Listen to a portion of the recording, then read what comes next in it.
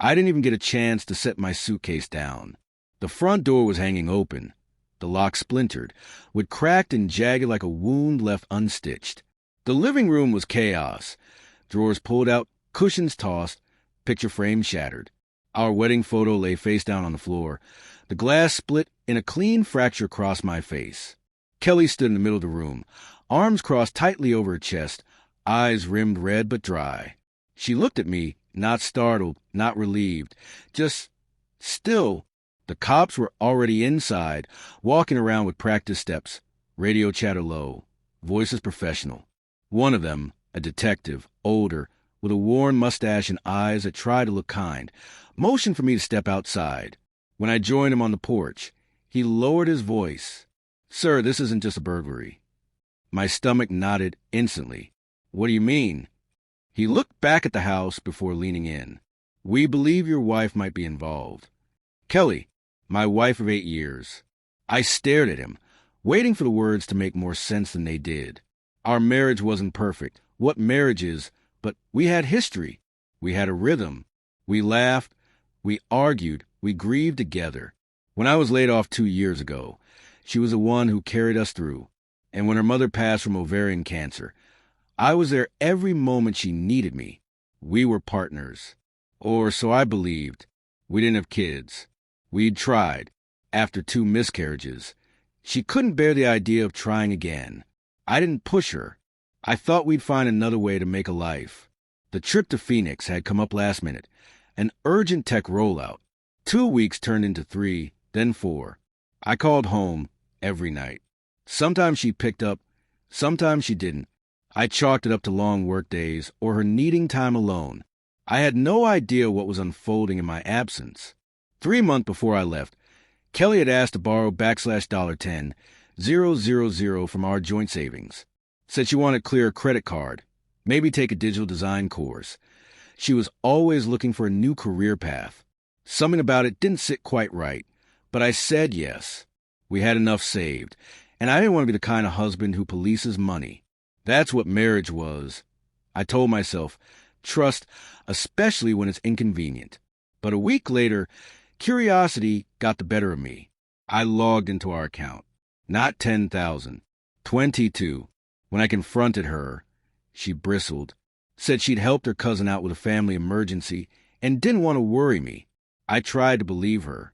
I wanted to believe her. But deep down, something shifted. Love doesn't blind you. It numbs you, makes you quiet in moments you should question.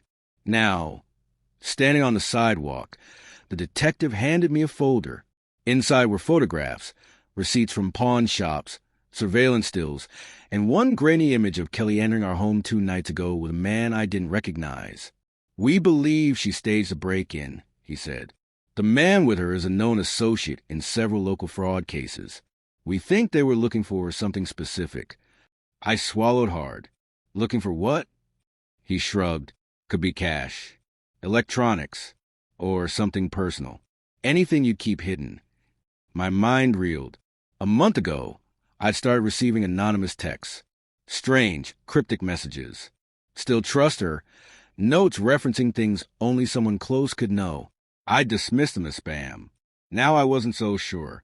Back inside, Kelly wouldn't meet my eyes. When I asked her what the hell was going on, she broke down.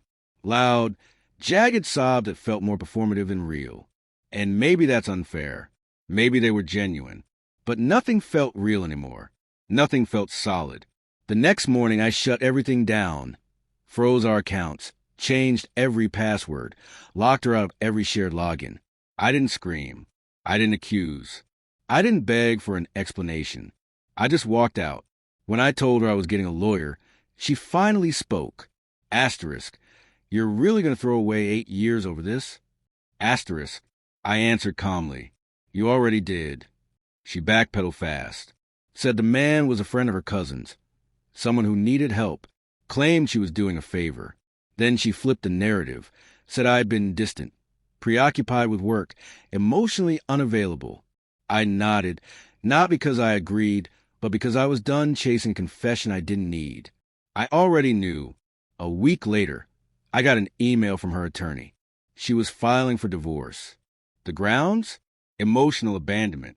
No mention of police investigations. No mention of break-ins or scams or stolen savings. I gave everything to my lawyer. The detective said they had enough to pursue charges, but it would be complicated. The house was jointly owned. She had access. Legally, everything was entangled. Pursuing criminal charges meant dragging it out, turning it ugly. I didn't want that. I didn't want revenge. I wanted peace. But the nights were brutal. The bed felt too big, too cold. I'd lie there for hours, replaying conversations, trying to pinpoint the moment she started seeing me as someone to hide things from. The phone calls, the I love you-s, the whispered promises. It all felt like theater now. There's a certain kind of emptiness betrayal leaves. It's not just being alone. It's realizing you were alone, even while you thought someone had your back. It's been 3 months. The house is mine now. I changed the locks, sold the bed, got rid of most of the furniture we picked together. The walls are barer, but somehow I breathe easier. I kept one photograph. The two of us in New Orleans, sunburnt, laughing with beignet in hand. I don't know why I kept it. Maybe to remind myself that it was real once. Maybe to remember that not all lies start out that way. Last week, I got a text from an unknown number. I didn't mean for it to go that far. No name, no apology, just a ghost of a message. I deleted it. No response. Some things don't deserve closure. Some things just need to end.